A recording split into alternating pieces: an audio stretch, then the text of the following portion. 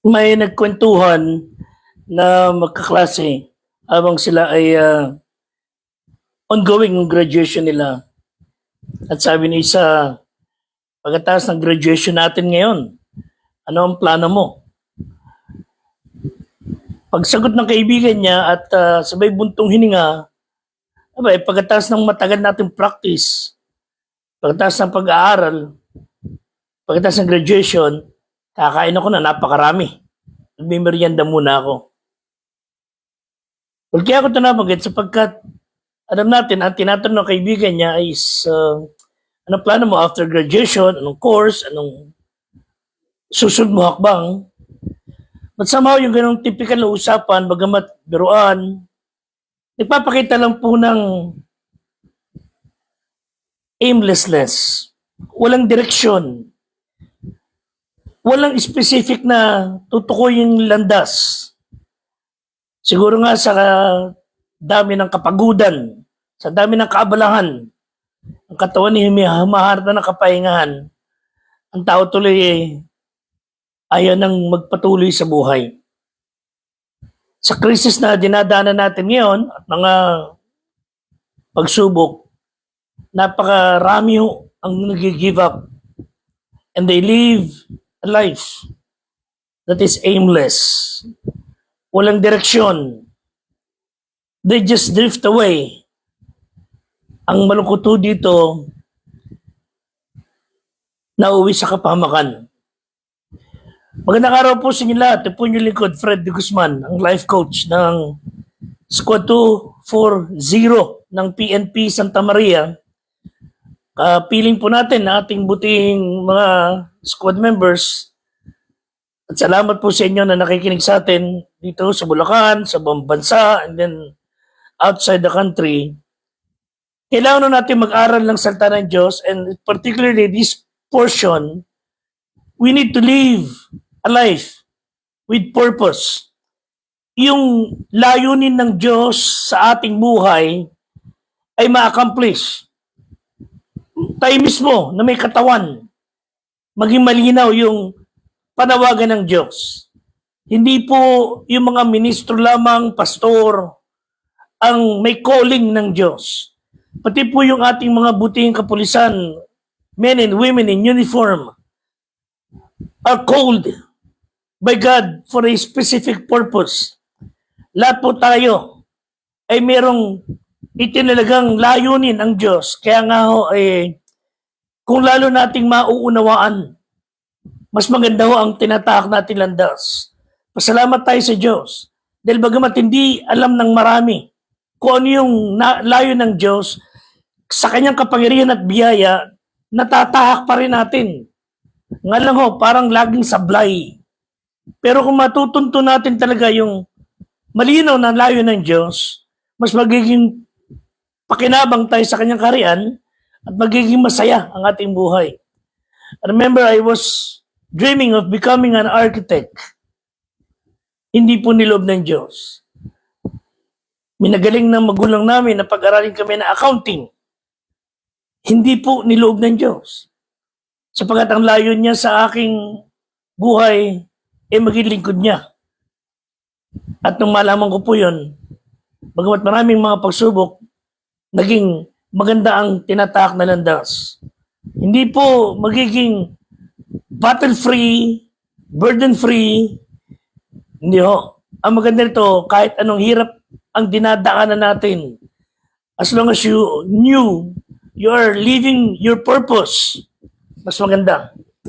So sa atin ang pag-uusap ngayong hapon, nawa maintindihan natin yung layunin ng Diyos sa ating buhay. And we should not be like the person na walang concern anuman sa kanyang buhay. We will take Psalm 101 kung saan sinabi ni David, of course through a song, yung kanyang statement that his life will be guided by a specific purpose. Ang kanyang buhay na alam niyang tanga ng Diyos, he wants to fulfill the purpose of God in his life. although meron siyang episode sa kanyang buhay that he was disobedient. He fell into adultery and so many things na nangyari sa kanyang buhay dahil sa kanyang katigasan, pagsuway. But there came a time sa kanyang buhay na he wanted to fulfill the purpose of God sa kanyang buhay. At nung malaman niya po yun, nung malaman ni David the purpose of God in his life, and then he was, considered to be a man after God's own heart. So, he made the decisions ayon sa layunin ng Diyos, and he served the Lord faithfully for many years. Kaya nga po siya ay tinuring na lalaki na malapit sa puso ng Diyos, and it declared his spiritual aim. He committed himself to this credo without reservation. Again, he failed God at times. He wandered from the course. But David always kept the standard before him. In Psalm 101 verses 1 to 4, you will find some guidelines para ganyan din tayo madiscover natin ang ang layo ng Diyos sa ating buhay. And to all of us who hope to live a life that is with purpose, you would observe how David decided to conduct himself. Like Joshua in 24 verse 15, the Bible says he challenged them. Joshua said, "Choose you for yourselves whom you will serve. But as for me and my house, we will serve the Lord." Sa Awit 101 verse 1 to 4, the Bible says, "I will sing of mercy and judgment. I will behave myself wisely in a perfect way. I will walk within my house with a perfect heart. I will set no wicked thing before mine eyes." Ang sumisirang puri na lihim sa kanyang kapwa ay aking ibubuwal, wika ni David. Siya na may mapagmataas na tingin at may palalong puso ay di ko titiisin. He will not tolerate any wicked thing. Ang mata ko'y tititig ko sa mga tapat sa lupain upang sila'y makatahan na kasama ko. Siya na lumalakad na sakdal sa daan, si mga ngasiwa sa akin. Siyang gumagawa ng karayaan or deception ay di tatahan sa loob ng aking bahay. Siyang nagsasalita ng kabulaanan ay di matatatag sa harap ng aking mga mata. Tuwing umaga ay aking lilipulin ang lahat na masama sa lupain upang ihiwalay ang lahat ng manggagawa ng kasamaan sa bayan ng Panginoon. What a decision! Yun ang layon ng kanyang puso. Yun ang nais ng kanyang puso. And he loves doing them. Even if he has no payment. For he knew God called him ayon sa kanyang layunin. Romans 8:28. All things work together for good to them who are called according to his purpose. So, how do we live a life with purpose sa ating buhay? Paanong direksyon ang ating tinatahak? Ano yung ating nilalakaran ngayon? Are we walking in the path of God? So, for us to live a life with purpose, one, we should know God's purpose for our life. One author says, for us to be able to discern our purpose, for us to know our calling, we must discover our unique passions. Good passions. Mga magagandang bagay, mga mabubuting bagay na ginagawa natin sa ating buhay which we enjoy. Like, for example, you have the ability to sing, you have the talent in music, you have talent in speaking, you have talent in whatever field, whether medicine, engineering, any competences or skills we have or abilities, and the opportunities wherein we can use such talent, such passion, and gifting to be of service sa Diyos at sa tao. Bilang mga law enforcers sa ating PNP, your calling is to serve and to protect the people. Ingatan ang komunidad, ipatupad ang batas, ingatan ang buhay at ari-arian. Ephesians 2 verse 10, for all of us, sabi ng Bible, sapagkat tayo'y kanyang gawa na nilalang kay Kristo para sa mabubuting gawa sa mga inihanda ng Diyos upang siya natin lakaran. So God wanted us to do good things.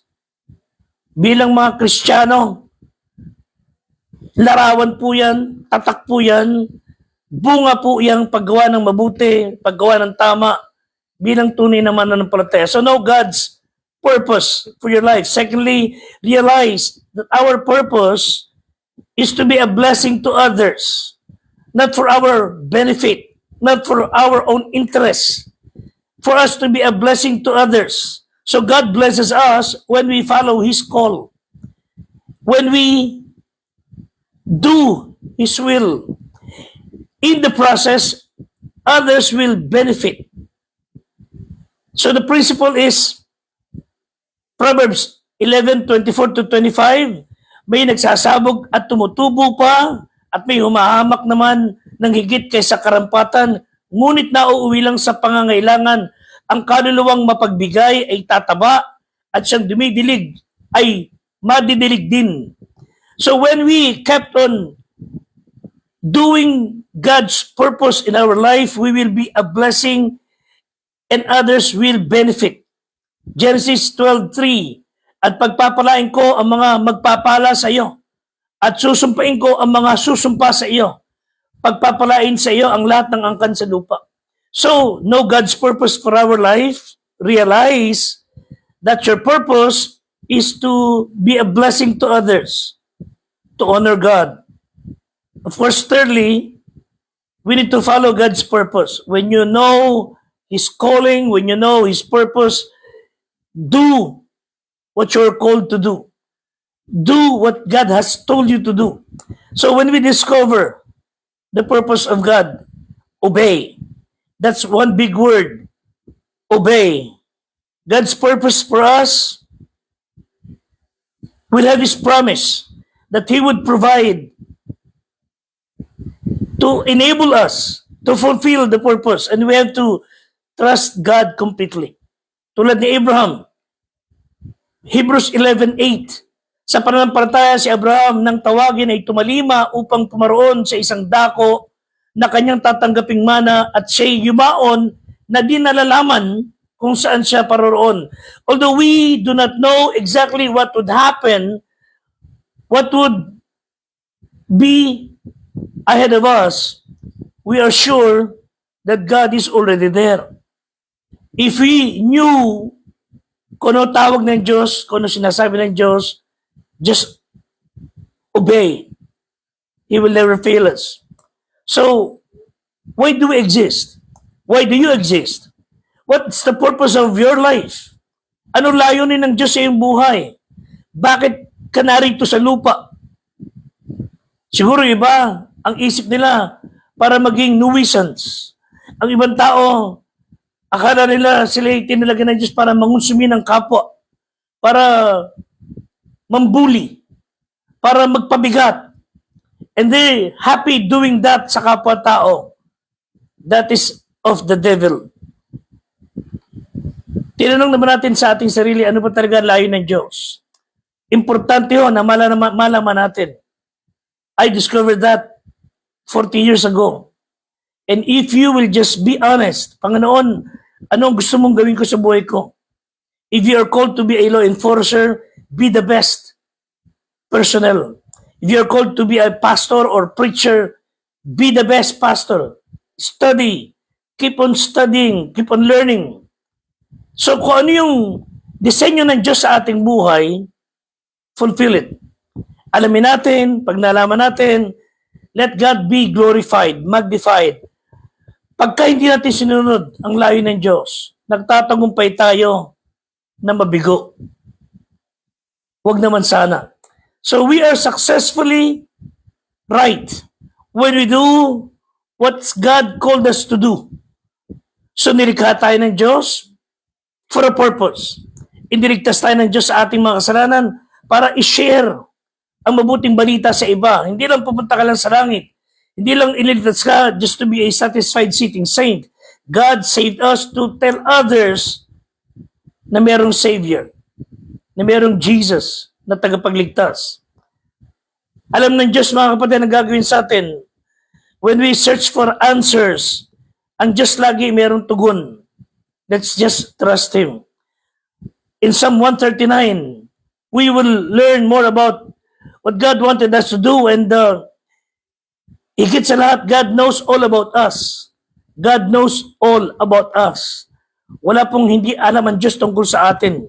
Mas kilala ng Diyos tayo kaysa kilala natin sarili natin. So in Psalm 139, verse 1, sabi ng Bible, Panginoon, iyong sinisiyasat ako at nakikilala ako. So our character, not only does God sees us, He sees through us. God knows everything about us. Secondly, in verse 2 to 3, sabi ng Bible, iyong nakikilala ang aking pag-upo, aking pagtindig, yung nauunawa ang aking pag-iisip sa malayo, yung sinisiyasat sa aking landas, ang aking higaan, yung kilala ang lahat kong lakad.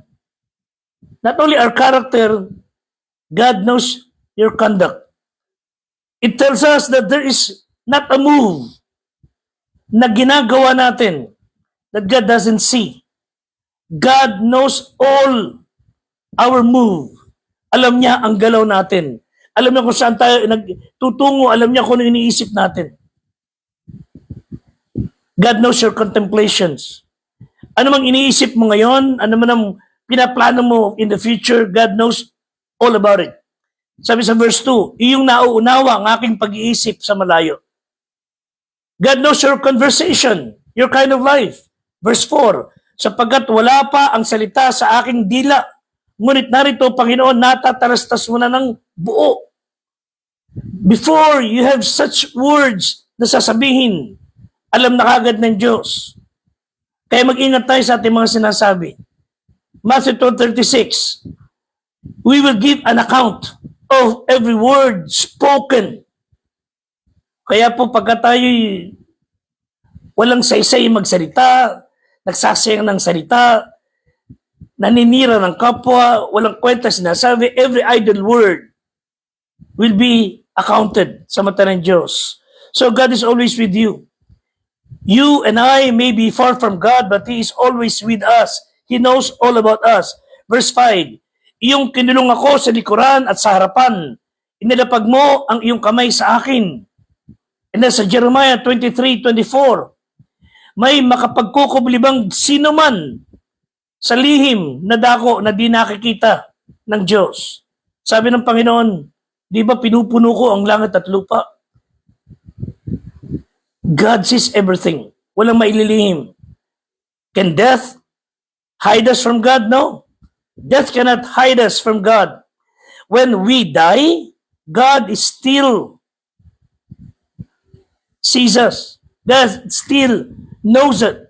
So, He reigns in earth, in heaven, in hell.